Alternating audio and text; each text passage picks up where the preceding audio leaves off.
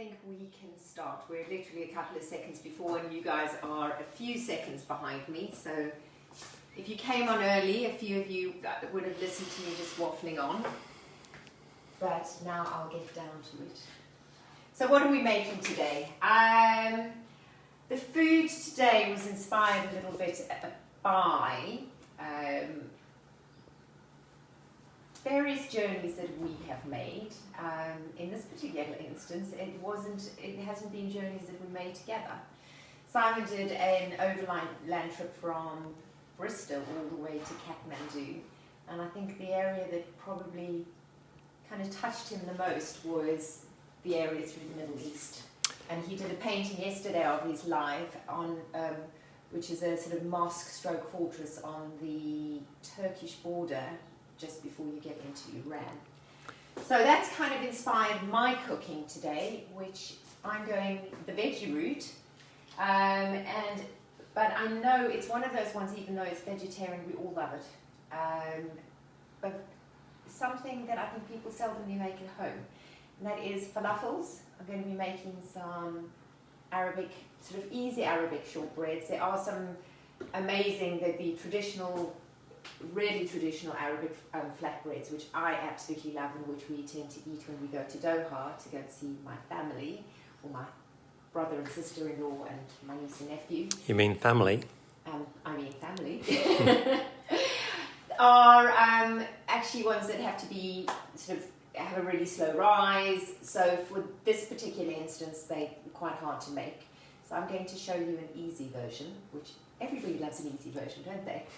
Let's be honest, even though we're not normally busy, no, we are normally busy, but at the moment we're possibly not quite as busy as we were before. We all like a bit of a shortcut. So it's falafels, flatbreads. We're going to do a tahini sauce with that, and there are just going to be a few sort of salady bits that will go into it as well. I'm also going to do some lettuce wraps because Si and I tend not to eat a lot of carbohydrates, so we're going to be good people today. I'm going to donate my flatbreads to some friends, and Simon's I can actually see the camera sort of sunk and level or two, and he's going. I was looking forward to the Middle Eastern shortbreads. The shortbreads, yeah, I keep calling them shortbreads. So we're going to start with our falafel. I soaked my falafel overnight. Well, I almost didn't soak my falafel overnight, or my chickpeas overnight. I was actually in bed reading just before going to sleep, and I suddenly went, I haven't soaked the chickpeas. So if I hadn't soaked the chickpeas overnight, we could have had a rather interesting live this morning. So these have been soaking overnight. I'm doing a little bit extra from the recipe because I'm going to show you two different ways of cooking them. So we're just going to drain the water off of those. So they were soaked in, it was about 125 grams of chickpeas. Cover them in cold water, enough to really cover, not just cover them, because they are going to swell. They swell to about double their size, so you need to make sure that they have enough water. And we're going to blitz them in the food processor. Now, if you don't have a food processor, I'm sure a lot of you have got one of these. And to be honest, it's the first time I ever made falafels. I did it with one of these and it worked absolutely perfectly. So you don't need to have a massive big food processor. Hi from Sandra. Hi Sam. From being Montpellier.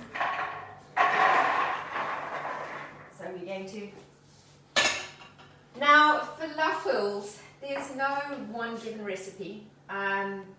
They seem to change depending on what region they come from. So you find falafels all the way ranging from Iran through to Lebanon, through to Israel, Jordan, Turkey. I mean, anybody who lives in England knows that a lot of the Turkish sort of kebab houses and stuff will have falafels on offer as well. And the version that I'm doing, so you get some where the spices tend to change a little. The version I'm doing has got sort of herbs and spices in. There are versions out there that just have spices in. The spices I'm using are coriander, cumin, and cinnamon. Teaspoon of coriander, 2 teaspoons of cinnamon, 2 teaspoons of cumin, a little bit of salt and a little bit of white pepper. Now if you don't have white pepper, rather leave the pepper out completely because the black pepper just gives it the wrong flavour. So I'm just going to... And your recipe is available?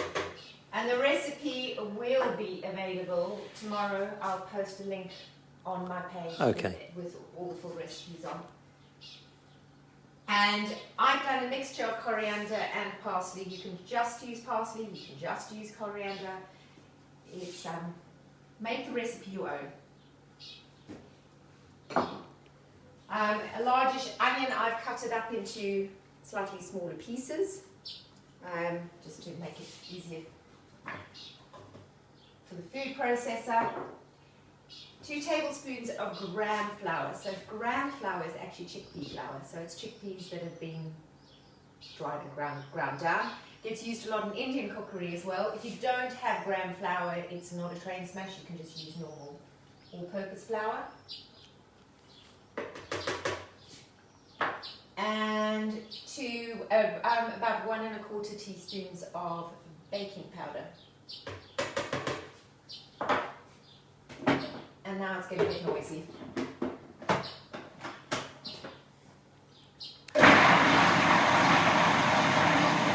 Just a very quick one as well. The one thing you don't want to do is, this is not hummus, so we don't want to get it to the point where it's completely, you know, okay, so I mean it's never going to get like that because it is uncooked. Let's have a look. So look. Probably it's still a little bit, not quite fine enough. So I'm going to make it a little bit finer.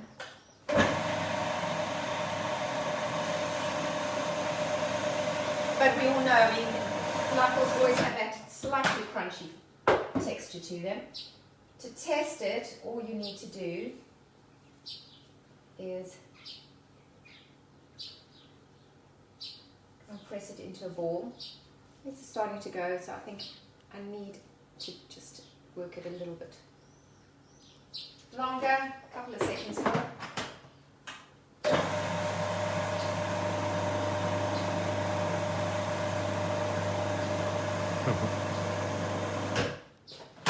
And hi from Trudy and also Eric Smith. And yes, Associated Simon Roberts, yes, indeed. This is a joint production. Okay, that's sticking together perfectly. So look. You can see. So now this is going to be a little bit on the messy side. You're going to get your... So with falafel, you can choose to press them together into complete round balls, or you can make them slightly bullet shaped. So I'm going to do them.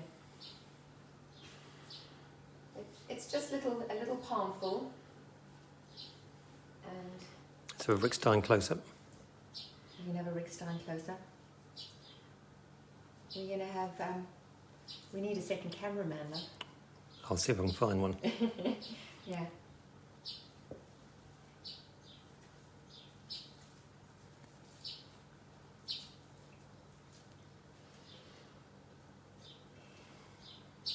So for me, I mean, Simon's done this big trip around the Middle East. My ventures, my memories of falafel are, funny enough, probably a little more home-based actually. There was a flea market in Joburg when I was growing up, or not so much I'd grown up by then, I was in my 20s and I was living in... I can't believe I'm saying this, darling, but you might need to speak up a little bit. Okay. I'm known for having a rather loud voice. Perfect. But maybe because I'm reminiscing, I'm speaking a little softer. Ah. But in any case, growing up in Joburg, there was a flea market in Fourways, and there was a stall there, which I think was run by an Israeli couple who used to make the most amazing falafels on a Saturday morning. And it was a great flea market. It was kind of one of these, well, we called everything in South Africa a flea market. A flea market was a mixture. It's kind of had a lot of food stalls, and it had a mixture of probably some, homemade clothes stores, but it was very much, everything was home produced or small artisanal food and sort of artisanal industries. South Africa actually does a market really well. And then when I moved to London, I actually was I was a veggie for a while, and there was a fantastic kebab house in Shepherd's Bush, and they made, and that reminds me actually while I'm doing this, I need to just get my oil heating up.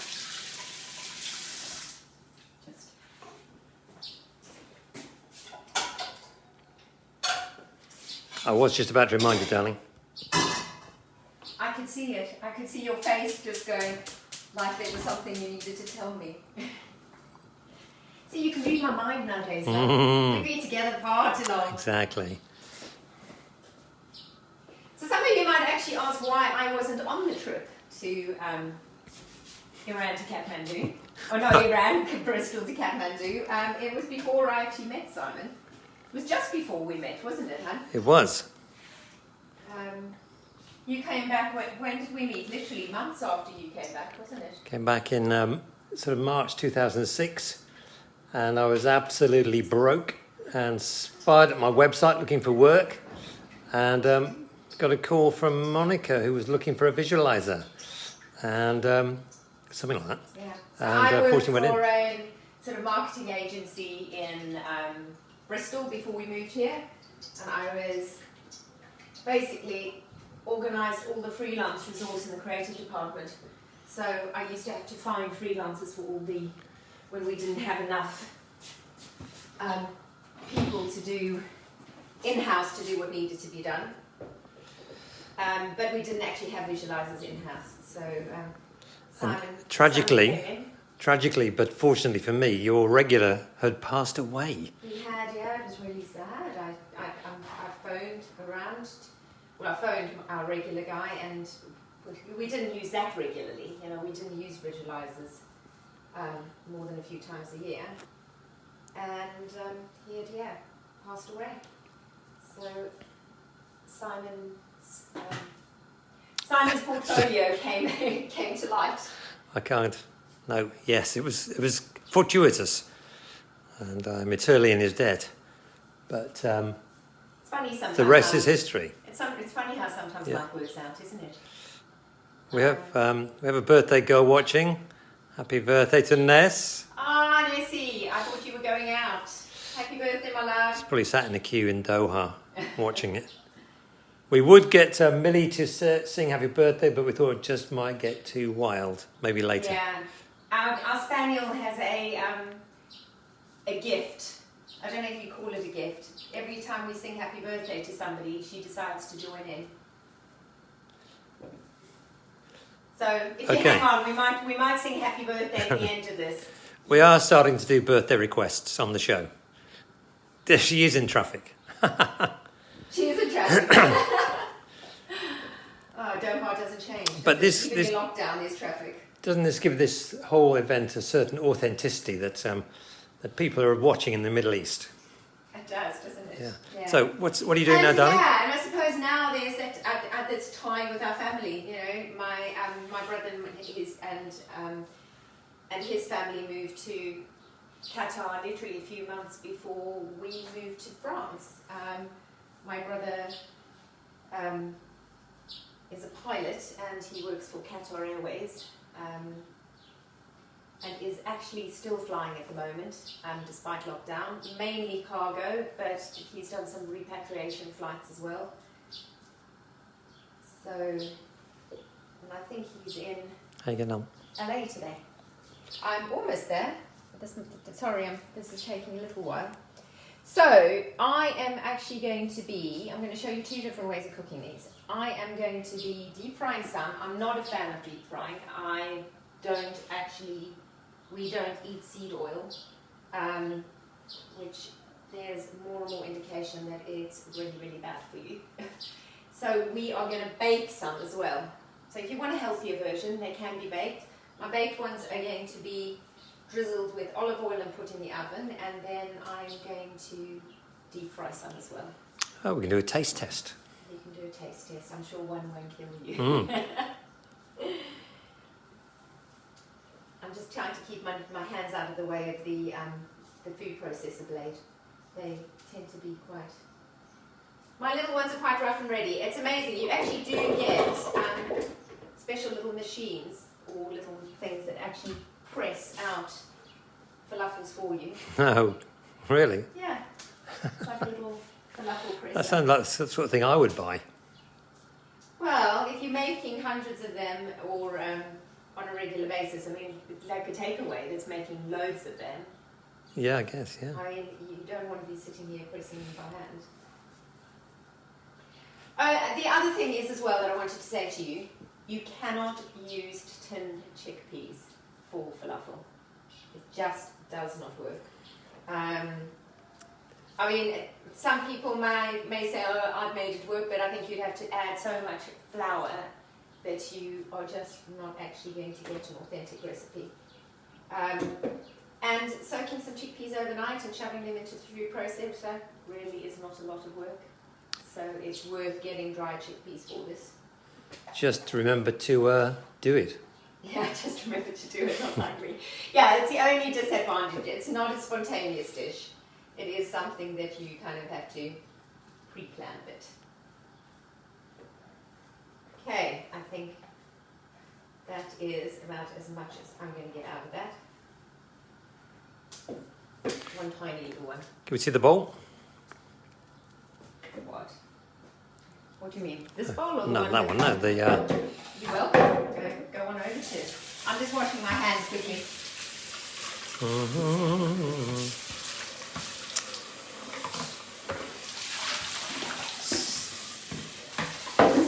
Okay. That oil smells hot. The oil is hot. I'm just going to actually turn it down a bit. I don't want an accident. You can, of course, if you've got a deep fryer, you can use a deep fryer for this as well. So the first ones I'm going to get in, because they need to be in the oven for about 30 minutes, are the ones that I am going to bake. I'm just going to put a little bit of oil on the surface so they don't stick to start off with.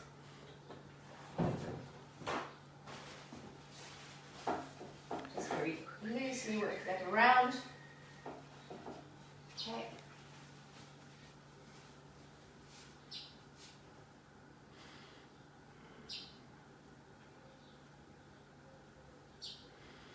And we'll do about half of our falafels in this way. And then I'm going to drizzle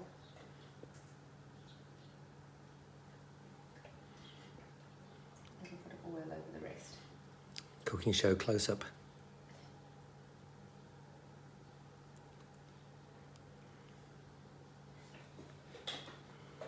Okay, there we go, into the oven.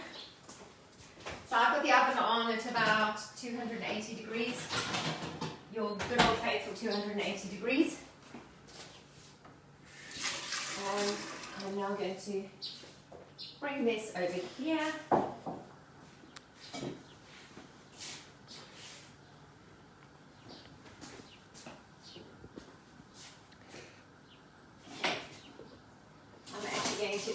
I'm going to use one of a slotted spoon is quite is a good idea as well.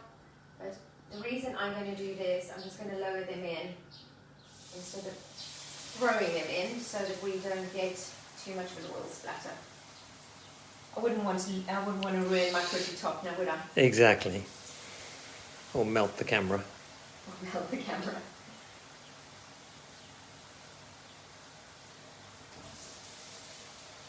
Okay, so we'll do those in 2 batches, and I just need a little bowl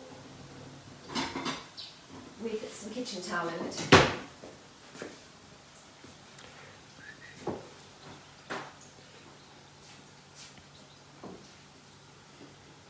So how long do they lead in the oven compared with frying them in oil? So it's a lot faster. I mean, the frying in oil takes seconds, whereas putting them in the oven, we need to leave them in the oven for about 30 minutes. Mm-hmm. So we literally just cook these until they're a little beyond golden brown.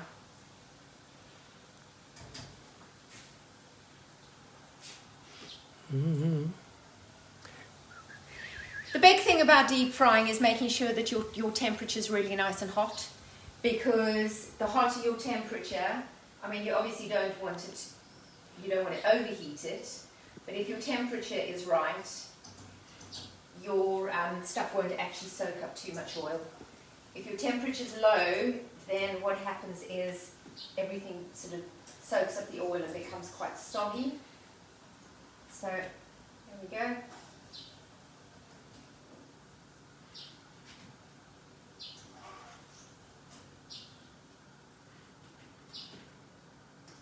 And as you can see...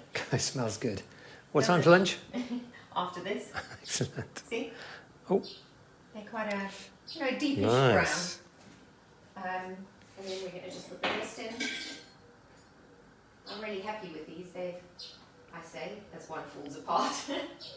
I was going to say, I'm really happy with these. They're staying together really nicely. They stay together well as long as the consistency is right. They'll stay together.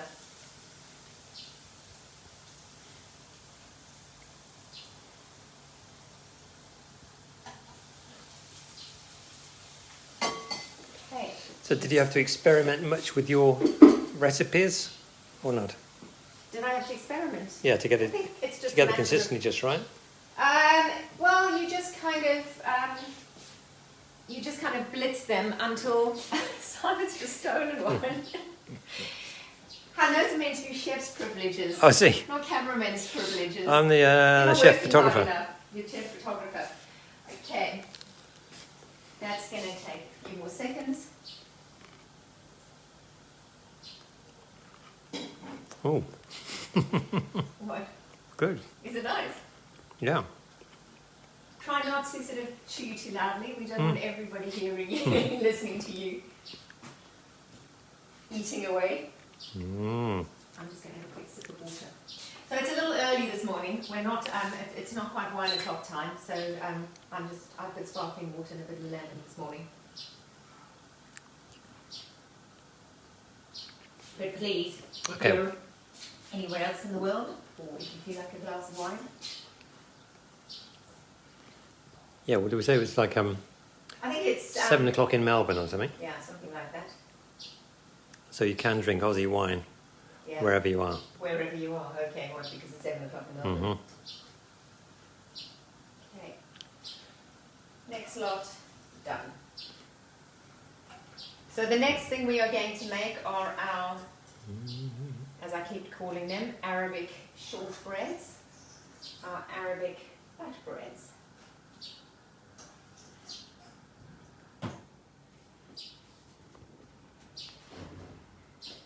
When you might ask why Simon and I don't eat carbs, kind of a few years ago I suddenly realised that I was packing on the pounds, and I came across sort of a low carb diet that loads of people were speaking about when we returned to a trip to South Africa, and decided to give it a try. And I think what I liked about it the most was the fact that I was still just eating normally. I was just cutting up my carbohydrates. But since then I've done a lot of research and reading and that sort of thing. And do you know, flour, unfortunately, it's the way a lot of flour nowadays is produced as well that I think is a problem. But, you know, I'm very aware that it's something that a lot of people enjoy. So, these are super easy. They literally are flour, a little bit of salt, and milk, and some butter. So my milk is just going to be popped onto the stove for a second with the butter. Poor network collection. We're doing our best with the signal, guys. I hope you're it's streaming okay.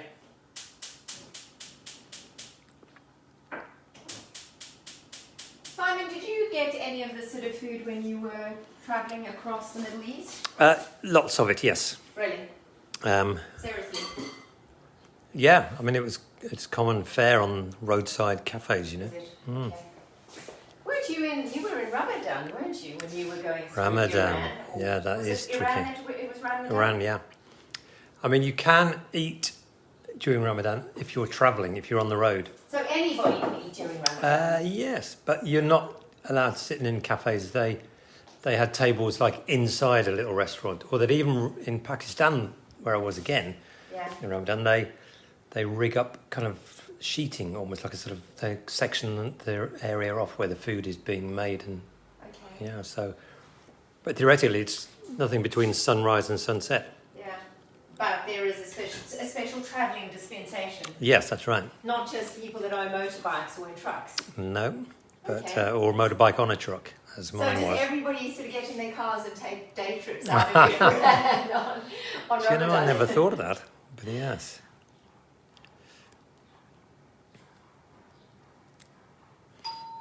No. Oh no. I've got somebody who's just rung the doorbell. Sorry. Can you keep an eye on?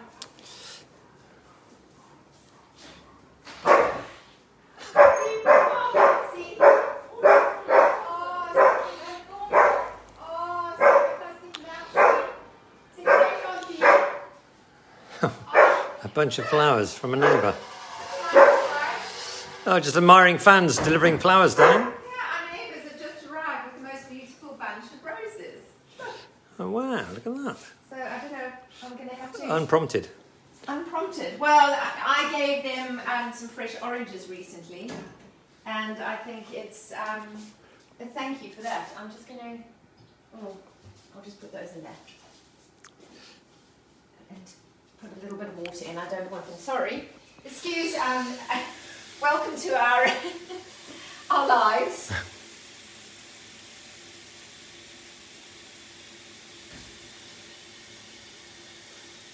They're nice, aren't they? They're beautiful, yes.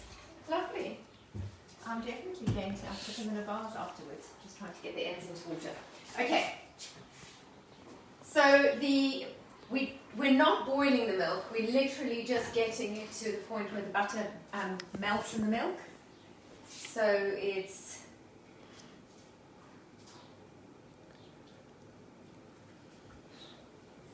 Mm-hmm. Rick Stein close up, there we are. yeah, we wish we had the production values of a Rick Stein. Not quite there yet, but hey, you never know. One day.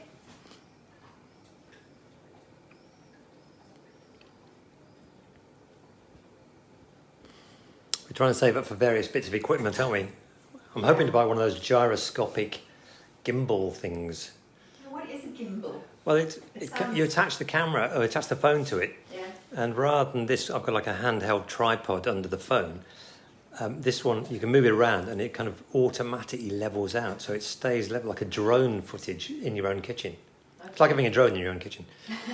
Sorry, I'm losing track. Where are we, darling? Keep going. We've almost got melted butter, Yep. and then we are going to add that. So we've got two cups of flour and about half a teaspoon of salt. And then we are going to add a little bit of milk to that. Okay. I'm not going to put the whole lot in to start off with. Let's just see how we get on. It's coming together nicely. Sorry about the signal, guys. We do keep trying around, moving around, but we'll work on it. We'll get a team of technicians to check it out. Rural France, unfortunately. Rural France, yeah. I mean, remember what it was like a few years ago before they actually put the new so-called fibre into the village. What kind of flour is that? It's just all-purpose flour. All-purpose flour. So the same sort of stuff that you'd use for cakes and breads and, well, cakes rather than bread. Here, I think it's a tip 45.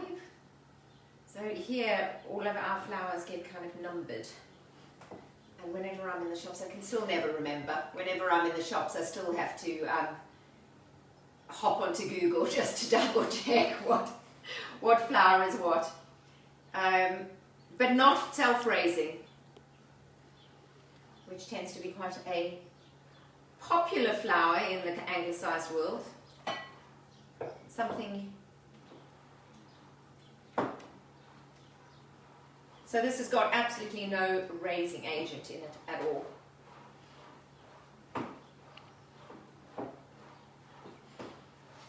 Okay. Simon, do you want to just come over so that people can Sorry, I was nodding see off this? Yeah, you were nodding off, hey? like you yesterday. I wasn't nodding off, I was just yawning. You were actually starting to I could see the eyelids closing. So you can see this has come together. And we are now going to knead it for just a couple of minutes. It doesn't need a lot of kneading. I mean, you could do this in a stand mixer as well with a dough hook if you wanted to, if you were doing bigger quantities. Personally, I do have a stand mixer, but for me this quantity is just not big enough to do it or to warrant doing it, to be honest. And So how long do you keep this going? just a couple of minutes till it's smooth, basically.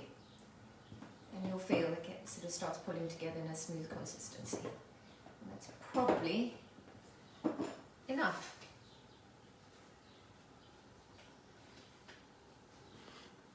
There we go.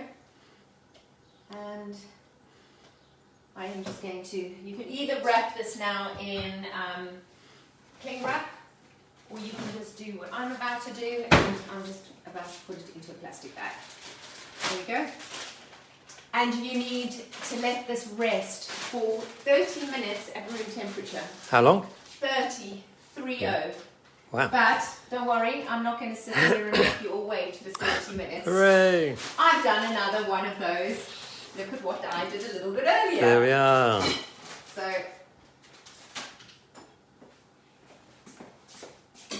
what we don't show you is what the kitchen looks like by the end of the show with all the dishes.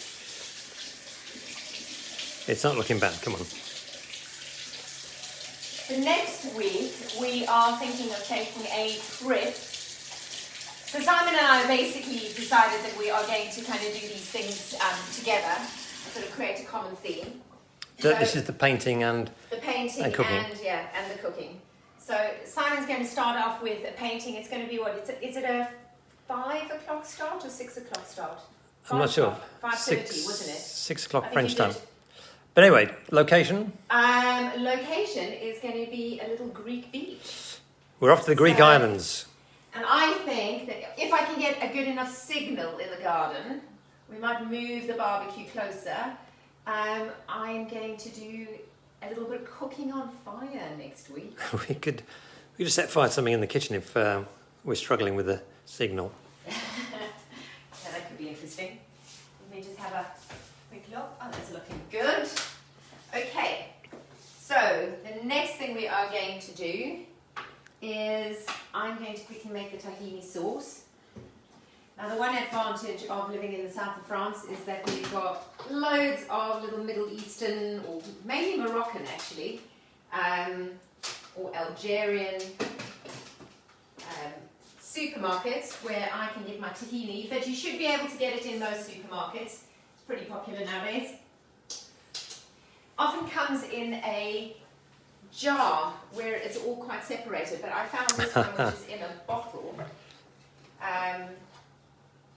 And I need to use, it's about 125 grams, so about a quarter of this. And I'm just going to pour that into here. A little more. Okay. Got the juice of 1 lemon. Take that away. You can take that. You can go and put that in the lounge if you want. No, I'm not going to go there. I'm teasing you. But Juice of a lemon.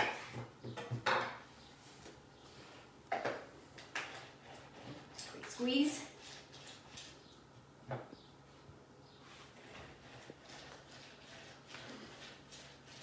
There we go. We've got some new people coming in. Do you want to give them a quick recap of what you've been doing so far? Or So we've made the falafels, half of which have been deep fried and the other half have gone into the oven to be baked. So if you guys do want to, this will go live, this will go onto my page after this. So if you've missed stuff, go for it. Look, tomorrow I will actually put a link to a YouTube video, and I'll put the link, or possibly later this afternoon, just depending how the day goes, to the whole recipe. So you'll get the full recipe of everything as well, which will be a link on my website. And then clove of garlic. I want this to be nice and garlicky. This is a nice big clove of garlic. We get this lovely pink garlic at this time of the year, which I love. I'll just cut that into slightly smaller pieces. we've got a hi from Tricia and Kevin Elsmore. Also Val has found us in Canberra. Yes, brilliant. So, what's quite interesting about tahini paste is the minute you add lemon juice to it, it thickens up. And so, just a quick question, how long would that stay good? the tahini? Yeah. Oh, you can keep it in the fridge for, I would say, probably a week or two without a problem. If not, it's really not a problem. It's not. The acidity will definitely help, and as long as you keep it in the fridge, you're not going to have any problems.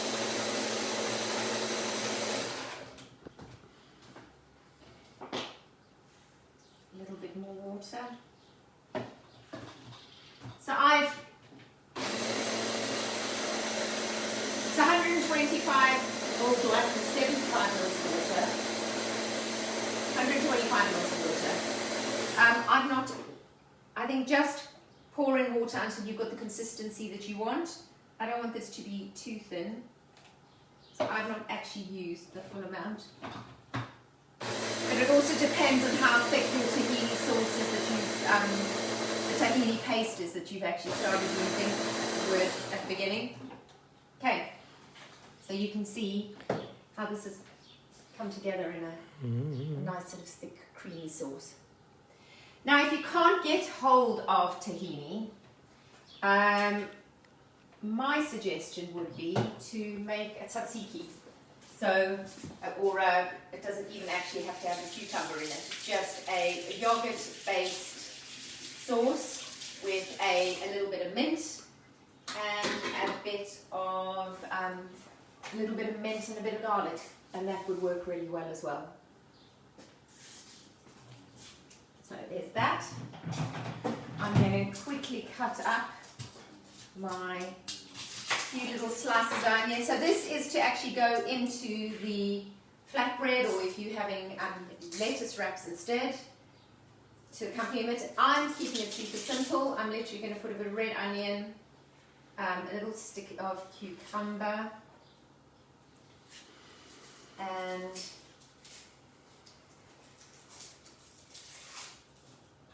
some tomato, and just because I like it, I'm going to put some pickled chilies in as well. To me, it's just not the same without the pickled pillies, the pickled chilies. Nice thin slices of onion. And this red onion is making my hands go completely purple. So we're just going to have those waiting for us for when we're ready to put it together.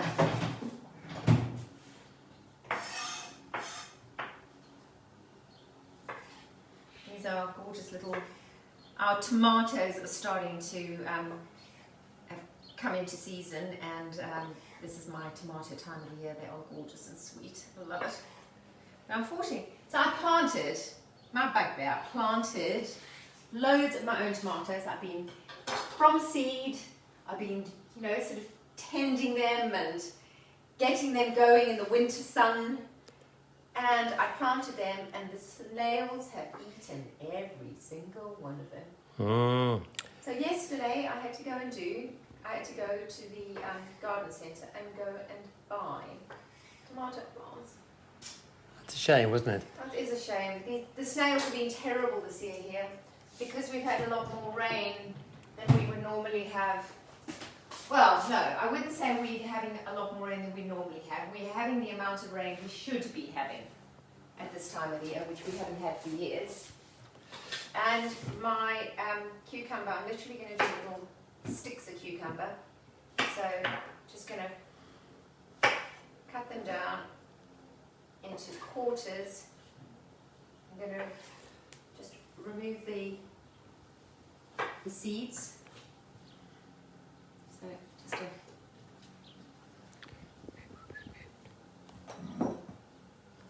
I've thrown lots of the snails into the next door's garden, what? but they keep throwing them back. It's a constant battle. A constant battle. Yeah. Are you lucky we got roses from the next door garden? We need a bigger catapult.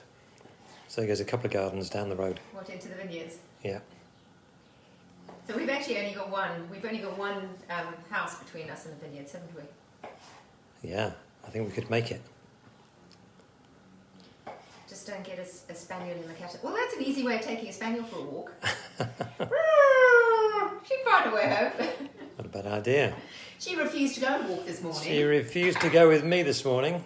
She only goes if Monica comes with us. Can you believe it? Yeah, I normally walk with her in the mornings, and she just refused. She dug her heels in and just went, and now she's sulking because she hasn't been for a walk. Can you believe it? She came in super excited going, "Hi, I'm here, we're all going together."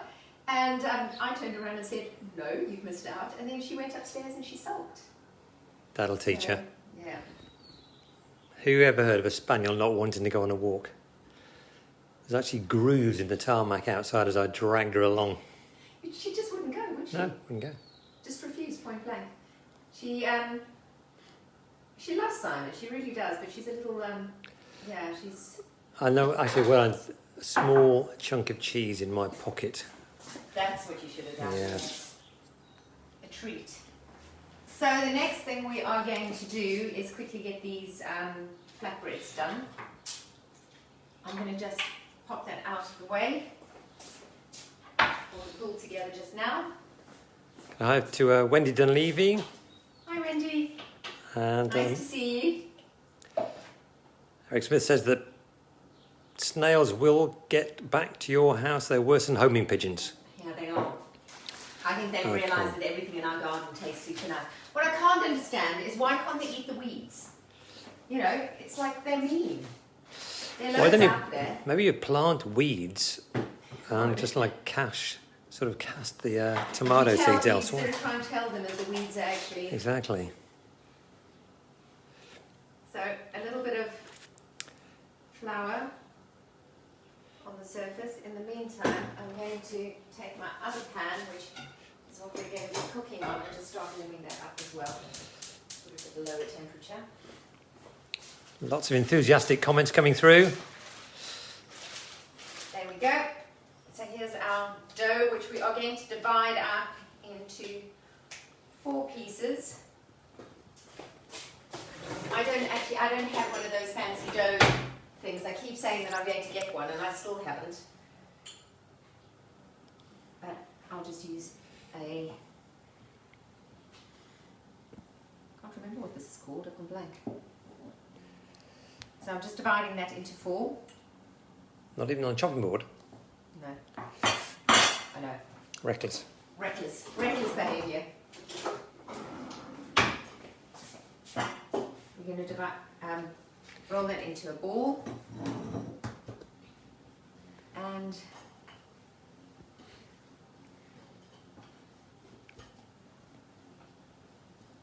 we want that nice and thin because it's got to act like a wrap.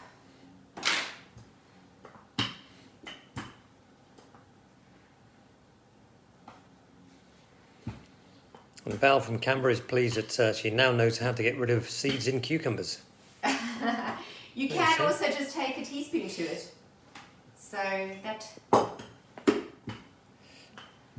works really well.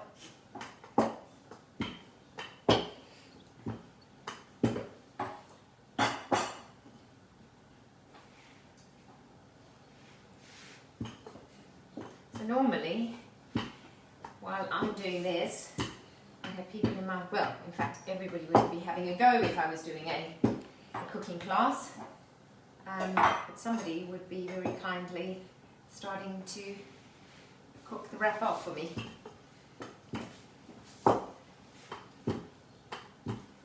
You can also do these in a griddle pan if you want. It gives it lovely stripes, but I don't actually have a griddle pan. I did have a griddle pan, but one of our boxes in our move just never quite made it to France. And because it had been in storage for a while, I didn't realise it until way... What's going? Where's this? Where's that? And then realised that we must have lost a box. So what are you doing there? I'm putting a little bit of oil into the pan, but I don't want there to be too much. I don't want it sitting in oil. So I'm actually just going to kind of wipe the pan with oil. Okay.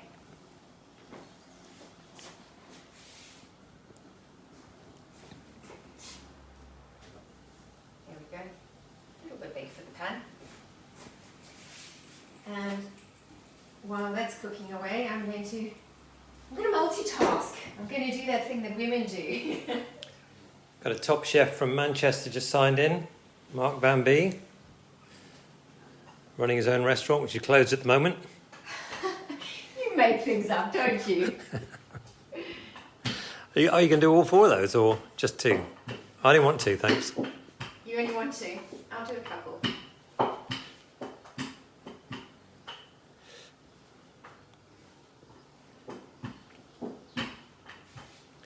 So I'm guessing the consistency is pretty important, otherwise I'm just picturing me having that rolling around my rolling pin and falling to bits. It is, yes. It doesn't have to be perfect. It's homemade after all, so it doesn't have to be an absolutely perfect round. And how long do you leave them in the pan for? Well, we're about to check now. So,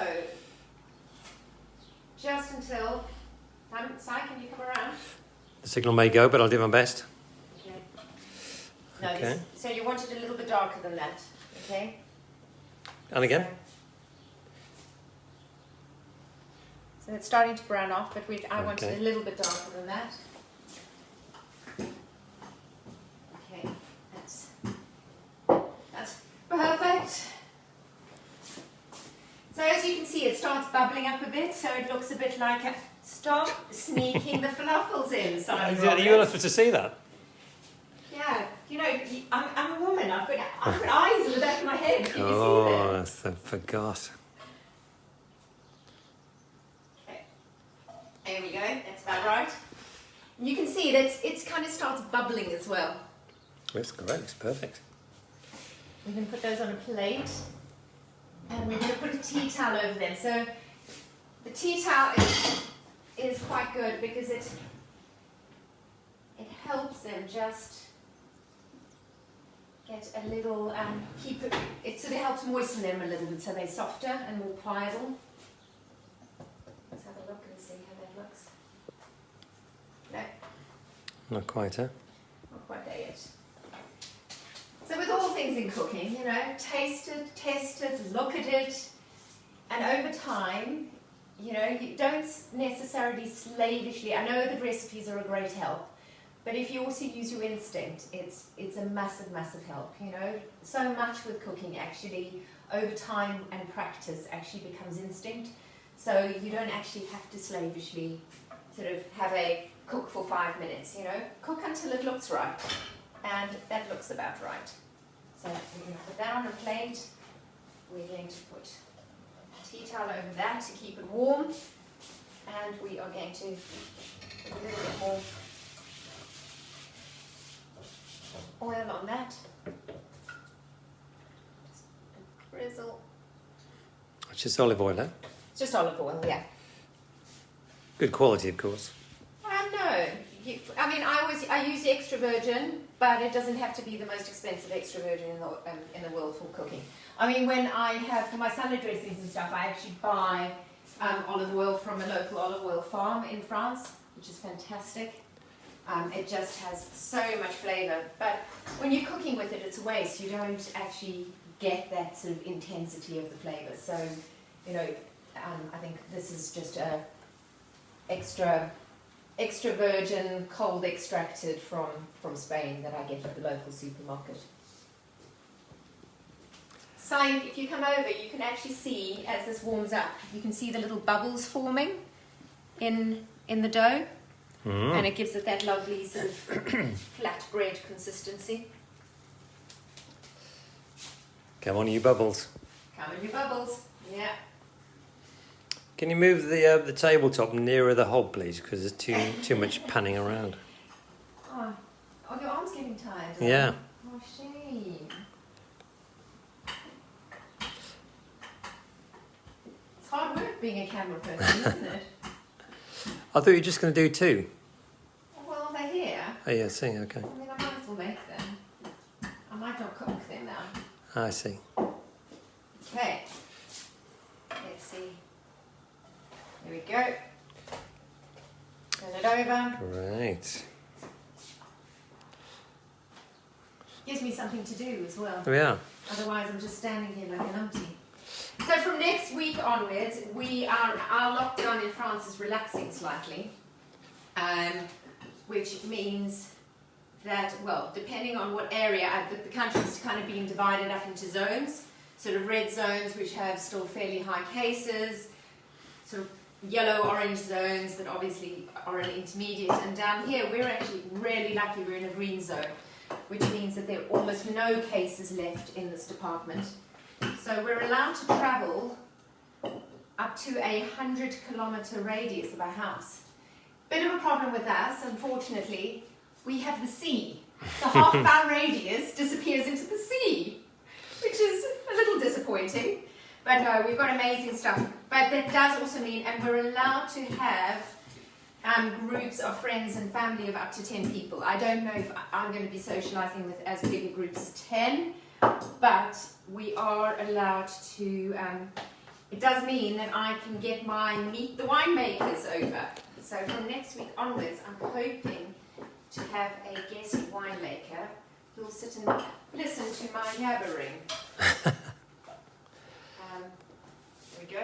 A little bit darker than the other one, but not a problem. Okay. So I'm not going to cook all of these now. You know, I realised that when I put these in the oven, I completely forgot to check the time, but they look fine. I was going to ask, that was my next question. You know that part where I said, use your instinct? Yeah. And don't worry about timings and things like that? I'm glad we're not pulling out a tray of burnt falafels. Okay. When I say we. When we say we. Oh, these, look. Let's have a look. Okay. Have they got to go back in, or?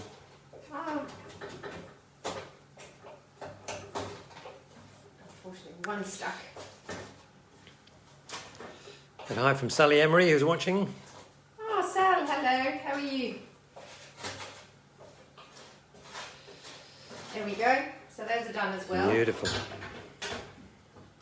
let's need to move a few things out of the way.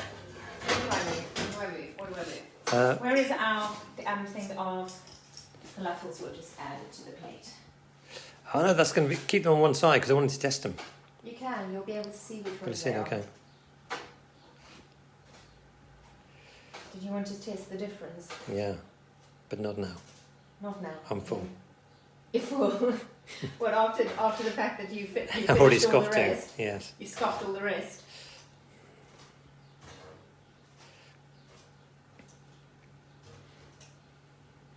Okay. So I'm trying to find a place in my kitchen that doesn't look like it's been. Telling it's work in progress. Don't worry about it. What, the kitchen? The staff will clear up later. I know. It makes you realise, is I think they have somebody that whips in and Saturday Kitchen Live and just kind of tidies up and does stuff while they're sort of focusing the camera somewhere else. Okay, now we are going to make up our wraps.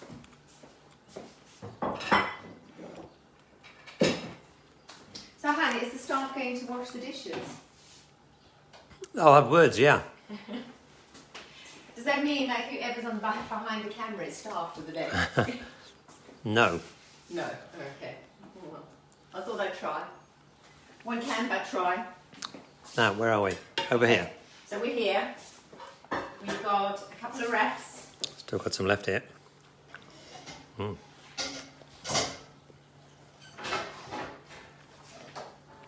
Okay. We've got a few wraps and we've got a few lettuce leaves. I'm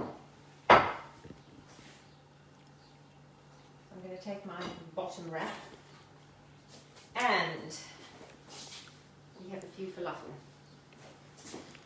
So is this a traditional serving method? Or serving suggestions, they put it on the packets? Well, it depends on where you are. Some places use pita, some places use shortbreads. So, yeah, just... Got your time. So what have you got? So this is my tahini sauce. Mm. So I'm going to drizzle some tahini sauce on the wrap. Oh, just down the middle, eh? Just down the middle. Mm-hmm. Okay. We'll put a couple of those. You don't want to fill it too much, otherwise it's going to be a job and a half to eat. Okay, and one. Ooh. We're going to do 3. Mm. This is where the slightly longer ones are quite nice, I think. And a little bit of heat.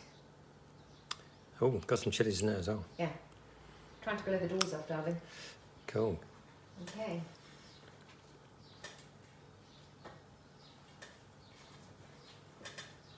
Looks a little bit on the empty side, doesn't it? Can you put a lettuce leaf in as well? I can. They're meant to be for... They are meant to be for doing the lettuce wrap, but I'll add some lettuce leaves as well. Okay. So you get like a little lettuce leaf collar. Yes. I'm trying to put more tahini on that. You want more tahini? There's quite a lot in there, love. Okay. I'll drizzle some more over the top, okay? Just for you. Go on, thank you. Why? Because you're going to eat this one. I will do. Will you? There we go. So here's your... Great. Come away from the I'm definitely kitchen not debris. I'm not chewing into No. the camera. And I'll turn... I might have to just do that for the... There we go. Well, that's For clever. the shot. And then I'm going to do a lettuce one as well. So lettuce one is going to be slightly smaller. Sorry, the camera. I've just a word from the director in my ear. Yeah. Can you move that electric cable out of the way and the What? And that. and that as well? Yeah, And that. that's great. Yeah, Is that good enough? the director will tell you in the earpiece later. So same technique. So same technique. It's obviously slightly smaller, so just be careful about how much you put into it.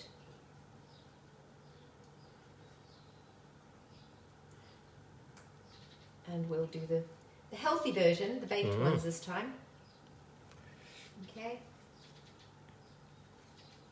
And there we go. And we'll do the same again. Little cocktail stick. It's quite clever, isn't it? And we'll keep it in, help keep it in place. This is still filming. Okay. Guys. Lovely. We just. Oh. That's me sorted. Right, we're off now. That's you sorted, yeah. We're going to sit in the garden and eat our lunch. I'm going to say goodbye and ask you guys a big favour. Please share, when I post that I'm going to be doing lives, please share it on. You can share a live while you're busy watching it, so if you have any friends or family who you think might enjoy what we're doing, please do so. It would be much appreciated. And bon appetit. Enjoy your lunch. Great. Cheers, guys. Bye.